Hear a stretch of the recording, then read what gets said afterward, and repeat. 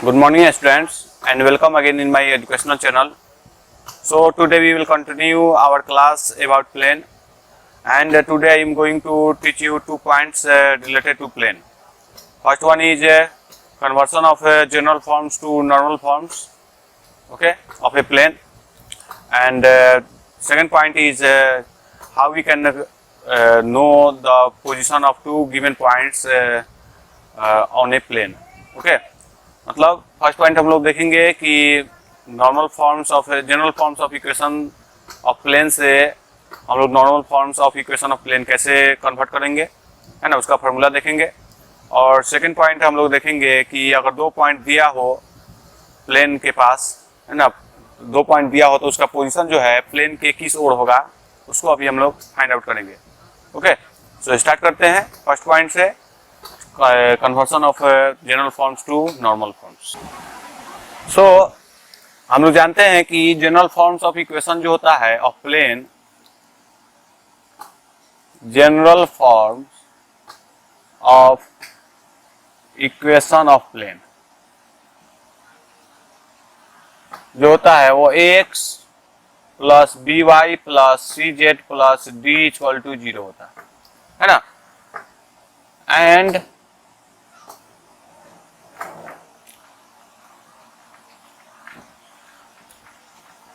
its normal form। Normal form हमने पहले previous class में पढ़ा था, Lx plus M Y plus N Z equal to P होता था। इक्वल टू पी को अगर इधर लगा देंगे तो माइनस पी इक्वल टू 0, ठीक है। ये है जनरल फॉर्म में, ये है नॉर्मल फॉर्म में, ठीक है। तो इस जनरल फॉर्म इक्वेशन को हमको नॉर्मल फॉर्म में लाना है, ठीक है। तो उसको अभी हम लोग देखेंगे कैसे लाएंगे। सो दिस 2 इक्वेशन 1 और ये इक्वेशन 2 दोनों जो है एक ही इक्वेशन को, एक ही प्लेन को रिप्रेजेंट कर रहा है। मतलब एक तरह से हम लोग बोल सकते हैं कि ये दोनों जो है आइडेंटिकल प्लेन है।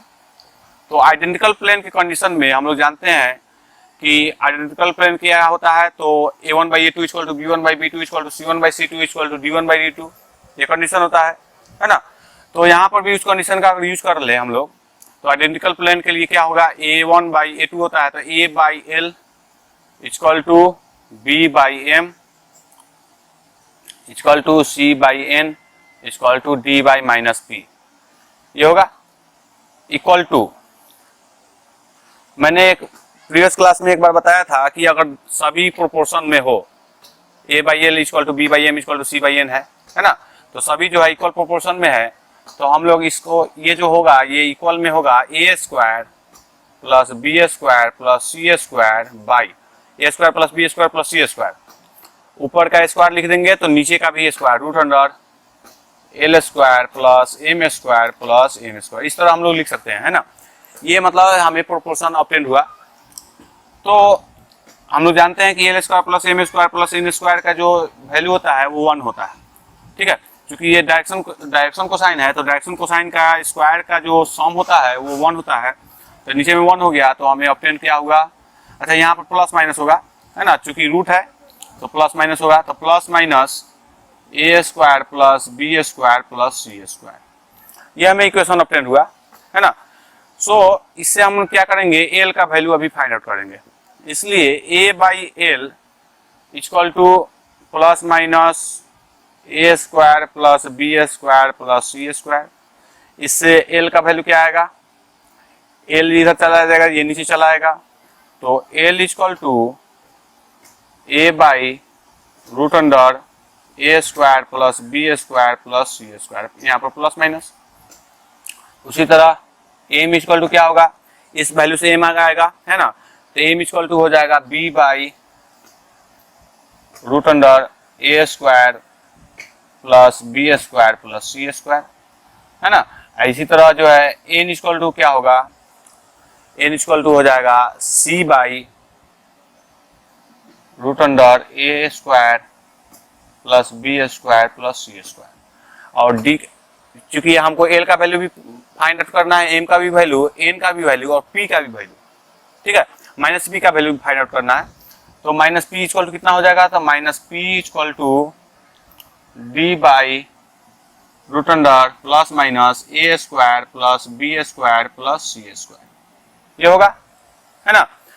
तो ये हमें क्या फाइंड आउट हुआ कि एल का form in the terms of direction ratios of the normal of the plane है। एबीसी क्या होता है, direction ratios of the normal of the plane, ठीक है। तो हमने एल, एम, एन और पी का वैल्यू जो है फाइंड आउट कर लिया। ये सभी वैल्यू को हम लोग इसमें पुट कर देंगे तो वही हो जाएगा क्या चीज, तो equation of plane in the normal forms. Okay, तो उसको अभी हम लोग लिख देंगे तो वही हो गया। इसलिए equation of plane in normal forms क्या हो जाएगा, तो एल के जगह पर क्या पुट कर सकता हूँ, A by plus minus root under A square plus B square plus C square X, है ना, एक्स, ठीक है, प्लस एम की जगह पर क्या पुट कर सकता हूं, B by root under A square plus B square plus C square, है ना, प्लस इसके साथ क्या होगा, इंटू वाई होगा, है ना, वाई। एन के जगह पर क्या पुट कर सकता हूं, तो C by root under A square plus B square plus C square, और एन के साथ जेड रहेगा, है ना, माइनस पी की जगह पर क्या पुट कर सकता हूं, plus D by root under A square plus B square plus C square, ठीक है। ये आया इक्वेशन इक्वल टू 0। यही जो है equation of plane in the normal forms है ना। ये मैंने क्या किया, जनरल फॉर्म्स ऑफ इक्वेशन को नॉर्मल फॉर्म में कन्वर्ट कर दिया। I hope you understand it. So this term, this is the P, है ना, ये क्या है, पी है। तो पी का वैल्यू हमेशा पॉजिटिव होना चाहिए, है ना। एक्चुअल में यहाँ पर पी जो है माइनस पी है, तो यहाँ पर अगर पी लिखूंगा तो यहाँ पर माइनस डी हो जाएगा, ठीक है। इसको ऐसे भी लिख सकते थे, यहाँ पर जब माइनस डी हो जाएगा तो माइनस डी, ठीक है।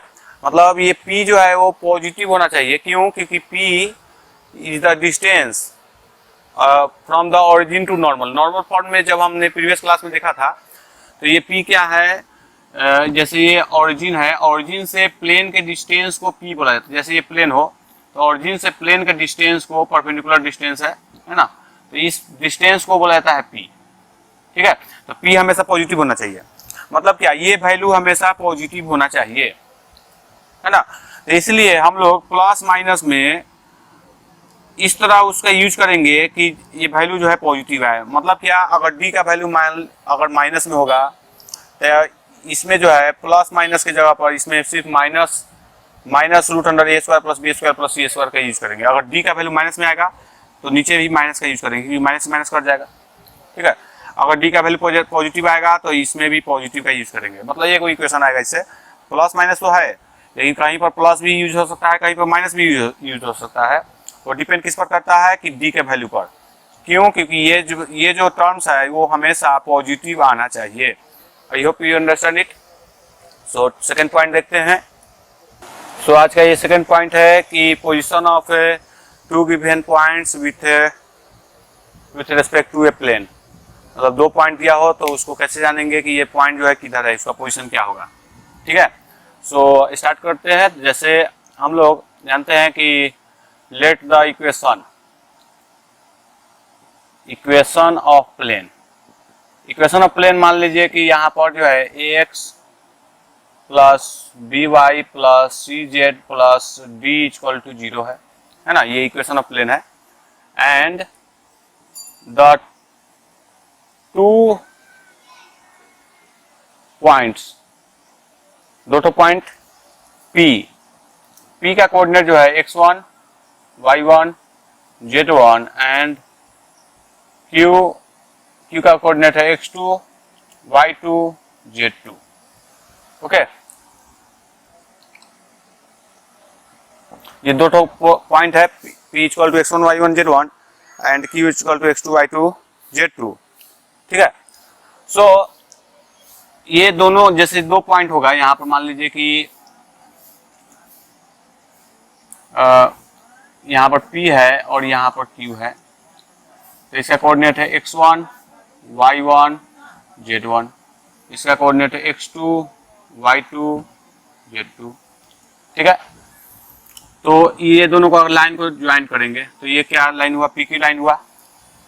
अगर ये दो PQ लाइन है, अगर प्लेन पर किसी पॉइंट पर मीट करता है, मान लीजिए कि वो पॉइंट जो है R है, इस R पॉइंट पर, मतलब ये R पॉइंट जो है वो प्लेन पर सिचुएटेड है। ठीक है, मैंने इमेजिन किया कि ये जो R पॉइंट है वो ये गिवन प्लेन पर सिचुएटेड है। P और Q के बारे में हमें मालूम नहीं है कि वो किधर है, लेकिन ये जो R है वो इस गिवन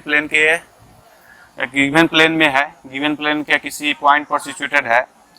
और ये जो R है वो इस लाइन को λ:1 रेशियो में डिवाइड किया हुआ है। ठीक है, तो R का कोऑर्डिनेट क्या क्या होगा, इसलिए कोऑर्डिनेट ऑफ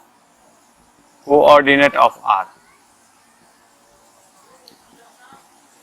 x कोऑर्डिनेट कितना होगा, तो λ_x2 प्लस 1 से इसमें इंटू होगा x1 बाई λ+1, है ना, ये होगा।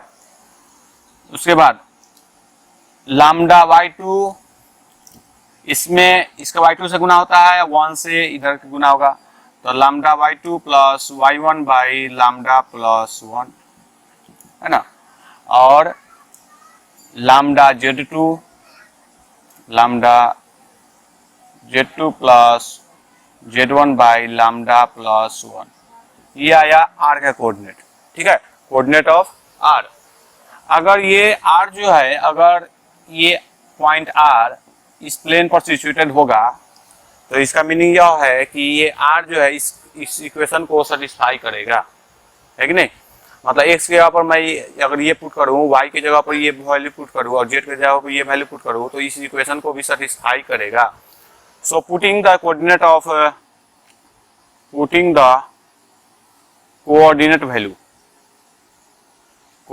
Value of R in equation of plane में मैं इस वैल्यू को पुट कर रहा हूँ। क्यों, क्योंकि अगर ये R पॉइंट प्लेन पर सिचुएटेड होगा तो जरूर इस वैल्यू को सेटिस्फाई करेगा, तो यहाँ पर पुट करेंगे तो हमें ऑब्टेन होगा ए x जगह पर λ_x2 plus x1 by λ+1, b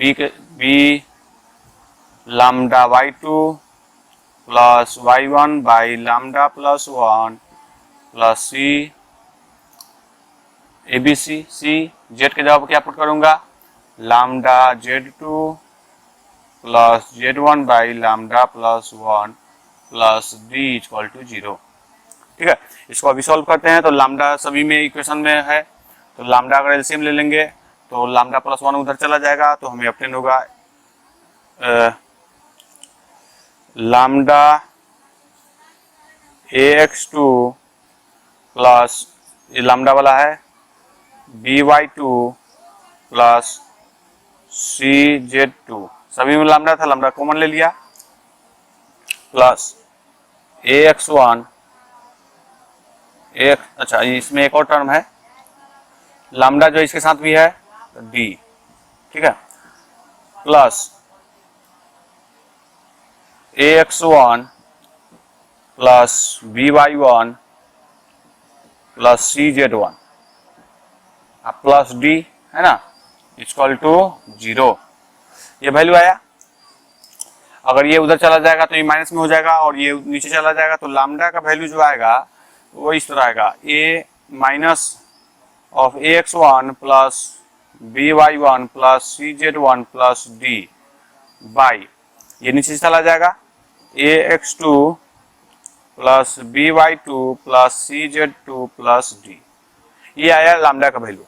ठीक है, इसी लैम्डा के वैल्यू से हमें मालूम चलेगा कि ये जो P और Q पॉइंट है वो किधर है। ठीक है, ये बहुत अब मेन चीज अब स्टार्ट हो रहा है।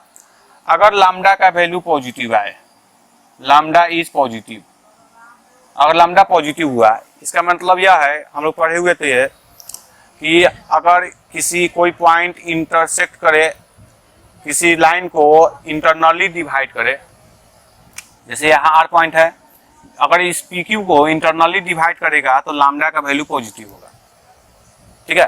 तो इंटरनली डिवाइड करेगा मतलब ये यहाँ पर प्लेन होगा, है कि नहीं।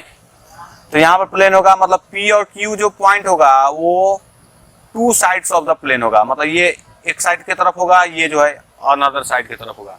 मतलब पी और क्यू मतलब लैम्डा का वैल्यू जब पॉजिटिव होगा तो पी और क्यू जो होगा वो different sides of the plane होगा, प्लेन के डिफरेंट साइड में होगा, ठीक है। पी और क्यू क्या होगा, डिफरेंट साइड में होगा। और अगर लैम्डा का वैल्यू निगेटिव है तो हम लोग जानते हैं कि जब आर पॉइंट अगर इस पी क्यू लाइन को एक्सटर्नली डिवाइड करता है ना, एक्सटर्नली डिवाइड करता तो लैम्डा का वैल्यू निगेटिव होता, ठीक है।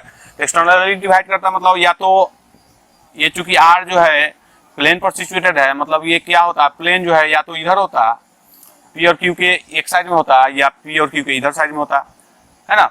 मतलब लैम्डा अगर निगेटिव होगा तो ये पी और क्यू जो होगा इन द सेम साइड में होगा, P and Q are in the same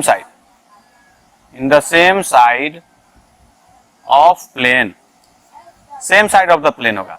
अगर ये पॉजिटिव होगा तो P and Q जो होगा opposite side of the plane होगा, P and Q are opposite side.